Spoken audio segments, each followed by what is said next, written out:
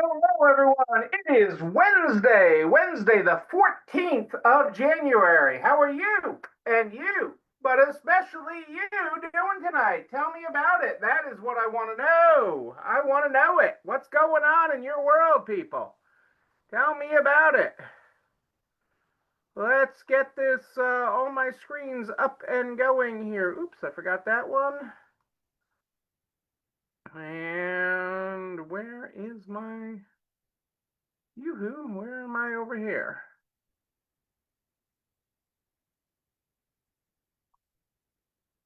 The joys of technology. I am looking for me. You gotta love Facebook sometimes. Okay, there it goes. Boom.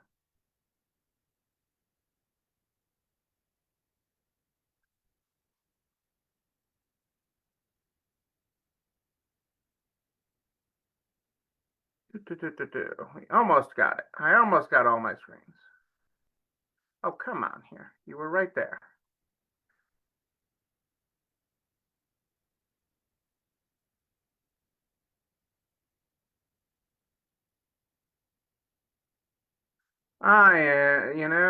The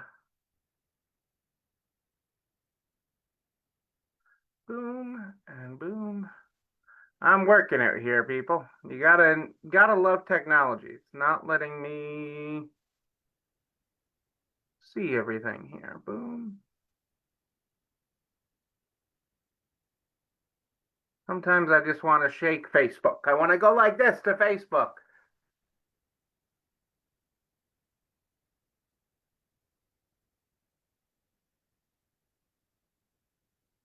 I want to go right there with it.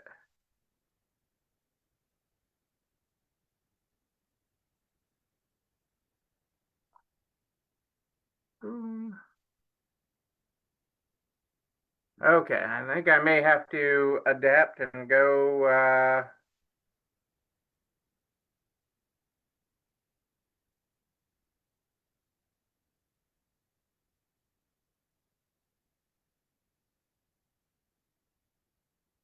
Doo, doo, doo, doo, doo.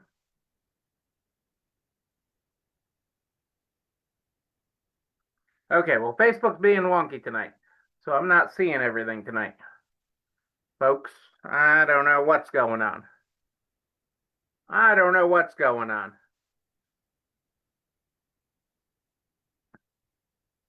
I don't know if I dropped or what. Well, I'm still here. Boom, and I'm gonna refresh that screen just to make sure. Hey, I see Lou is here. I got one update. Let's see if I get it on the other screen now that I refresh. Nope.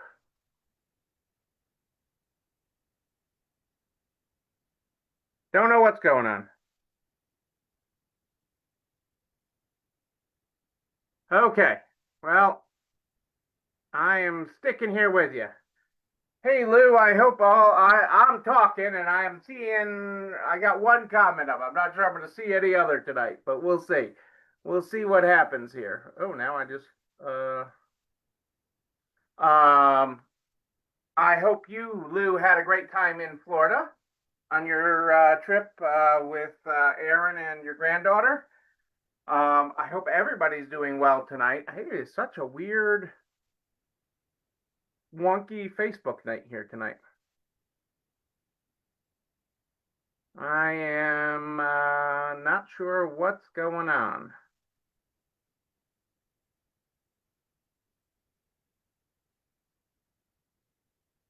Do, do, do, do, do.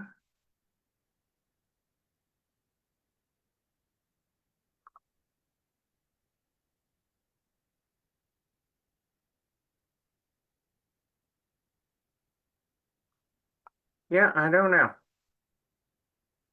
It is being wonky. You sure did. That's awesome. I love hearing that, Lou. That is awesome. That is awesome. I'm glad to hear it. Well, I am wonky. I am a little wonky tonight. The Facebook gods are a little wonky. I'm not wonky. I'm just me. I'm just me. I'm not wonky.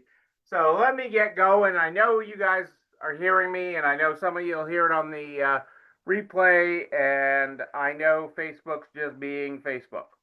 So let's get started with our opening quote tonight. Let me turn to the right page here. Our opening quote tonight is, ooh, that's an interesting one. This one's from Bob Ross, the painter. We don't make mistakes. We have happy accidents. We don't make mistakes. We have happy accidents. How do you like that? There you go. There you go. That Facebook tonight is a happy accident, I guess. Facebook tonight is a happy accident. So we're continuing our goal journey. We started talking about goals on Sunday, and we talked about chasing your own goal. Okay, not chasing somebody else's, chasing what you want, and chasing that goal for you and what that means to you, and the importance of it being personal, that your goals be personal and meaningful to you. And so often people chase somebody else's goal. I want somebody else. I wish my store was like somebody else's, instead of chasing your own goal. And it is really weird the way that happens. Well, it's not weird the way it happens. It's just natural.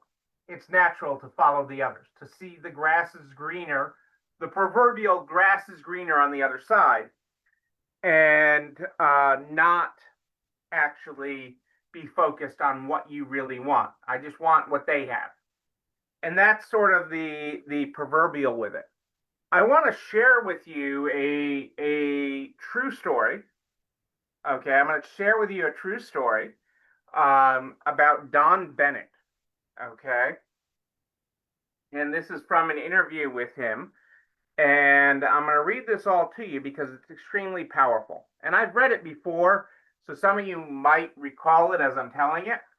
I've always found this story to be incredibly powerful, okay, and really hits home.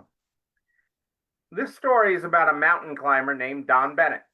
After successfully scaling 14,000-foot Mount Rainier, one of the highest mountains and most difficult climbs in the United States, Don Bennett was interviewed about the experience by a local reporter. How'd you do it? The reporter wanted to know. How'd you keep going for 14,000 feet? Not giving up. Bennett thought for a moment before answering. Then he spoke slowly, trying to get the reporter to understand the mental process that led him to the peak of that mountain. Starting months before the climb, Bennett said, I created a vision of myself at the top of the mountain. That vision was so real that I could actually feel the cold wind blowing in my face. And I could see the spectacular mountains and valleys all around me. I saw and felt this vision 100 times a day. It inspired me. It motivated me. It kindled my determination to see the climb through to the end. During the climb itself, he continued, I drew upon my vision for inspiration. When the going got tough, I saw myself at the top of that mountain, just as clear as could be. And then finally, I reached my goal and my vision became a reality. Sounds simple, right? Story goes on. The story continues. Let me flip to page 2. Let me flip to page 2. The reporter was impatient with Bennett's explanation. Yeah, he said. I've heard all that vision stuff before. But that doesn't explain you did it. You're an amputee. How did a one-legged man climb a 14,000-foot mountain? Don Bennett looked at the reporter straight in the eye and said quietly, "One hop at a time." My vision became a reality, one hop at a time.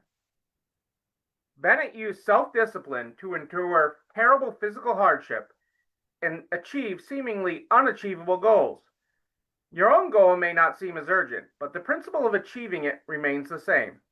Through vision, commitment, patience, and creative application of knowledge and skill, you can see your goal through to the end. But the ultimate key to your success is the clarity of your goal and vision. Vision is a powerful thing. Okay, it literally manifests itself. It can manifest itself in good, and it can manifest itself in bad. And the mind is an incredibly powerful and terrible thing. And so, how it manifests, how it connects with you, and how you do it and how you use it really matters. So that vision of what success, what completing your goal actually looks like is an incredible vision board. Maybe it's a vacation. Maybe it's your kid in college. Maybe it's more time off. Whatever your goal is, okay, if it's personal and you can create a picture of it and actually hang it up on the wall. I tell people to put it on their computer, hang it up on the wall where they see it every day, where they're looking at it, because then, okay, it's real. Okay, part of that reality is you shared it with people. Part of that reality is you shared it with people. At the time you hang it on the wall, even if it's a vision in your, on the wall in your closet, your clothes see it. I'm just saying, your clothes see it at that point. So where do you go next? Okay, vision is really important. And I talked about it being personal, being important. Okay, it has to matter to you and be incredibly powerful to you. Okay, that is a key component of it. And so I did talk about that, but the next step is actually making it realistic. Realistic. And what do I mean by that? I mean making it a real goal. So when we a goal versus an idea, okay, a goal versus an idea. And I'm going to do my best to keep it simple. A goal versus an idea. So an idea is, I want to lose weight, right? That's a simple idea. Okay, I want to lose weight. I want to increase my sales. I want to have more sales this year than I had before. That's an idea. Okay. A goal is, I want to lose 20 pounds this year, 26 pounds this year. I'm going to lose 26 pounds this year. That's a goal. Okay. It is specific. It's measurable. Okay. There's no arguing how to measure it. Okay. It's weight, pounds. I mean, you could say, my Canadians could say, we measure in kilograms, not pounds. Okay. And I'm okay with that. Okay. But it is specific. Okay. It is, and specificity, being specific matters. Being specific really matters in how this all works. So knowing and being specific matters. That is incredibly important. That is incredibly important. So knowing that, doing that is incredibly important. So being specific matters. And then you can break it down. When you're specific, it gets really real. Okay, saying I want to lose weight really lets you off the hook.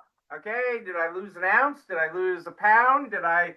It is like a get out of weight, get out of fat free card. Get out of fat free card.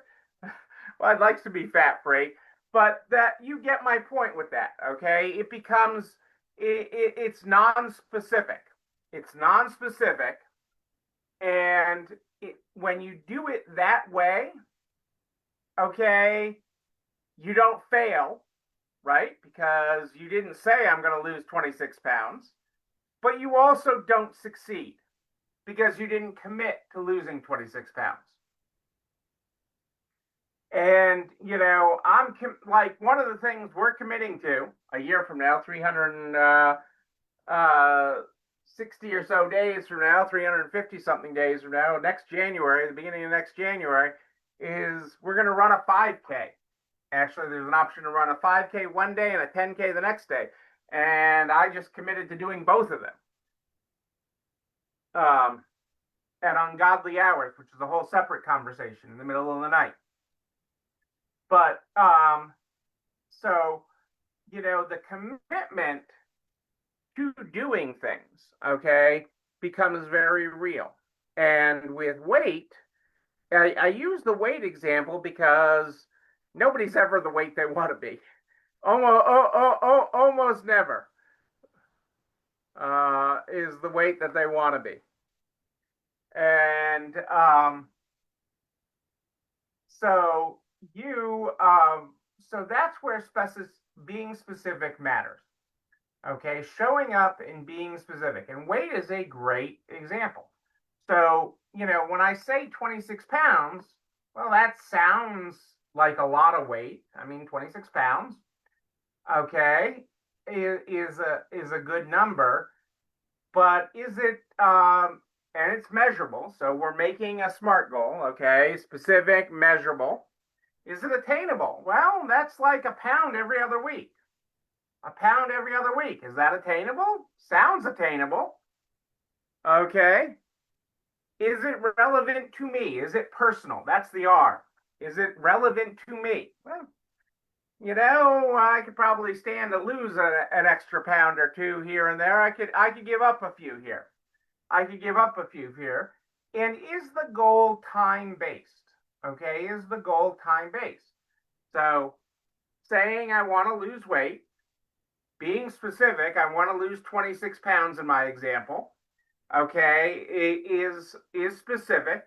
It's measurable because there's a standard of weight. It's not like I'm saying I want to lose 26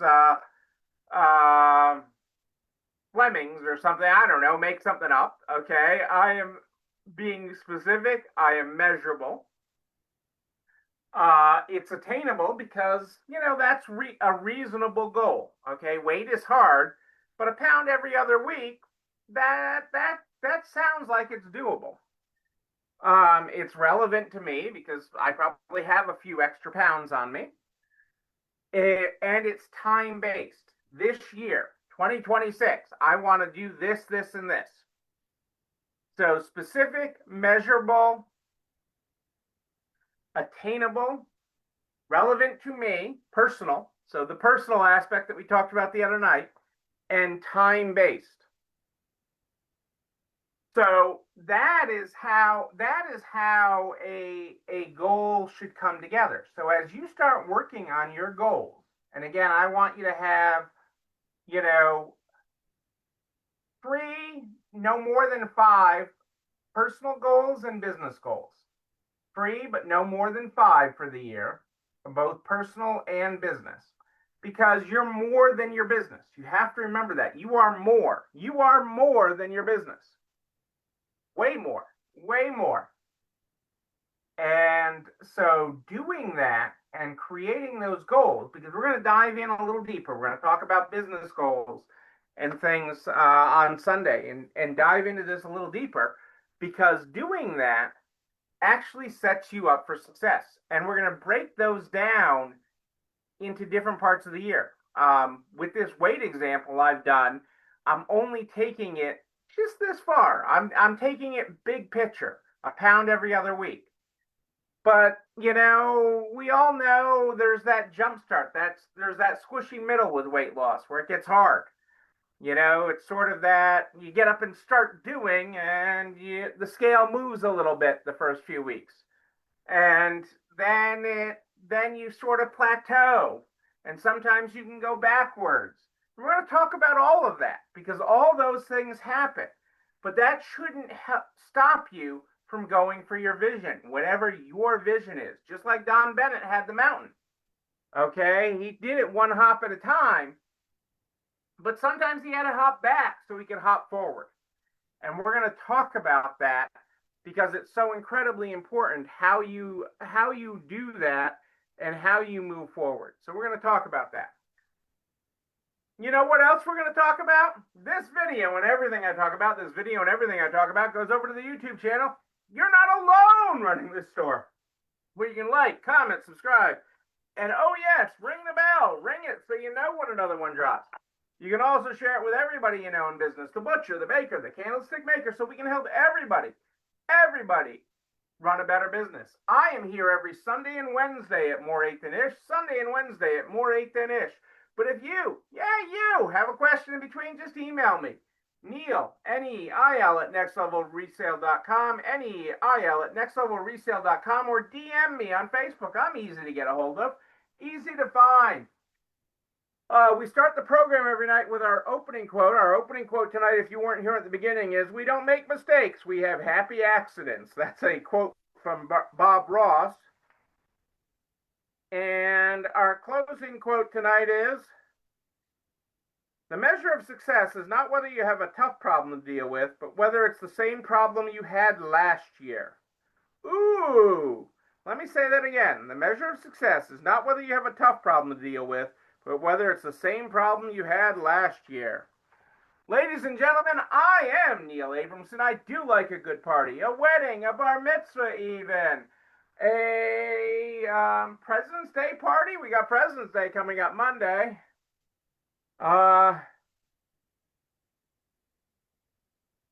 That's great, Dodie. I love that you grew your bike riding. I love that a lot.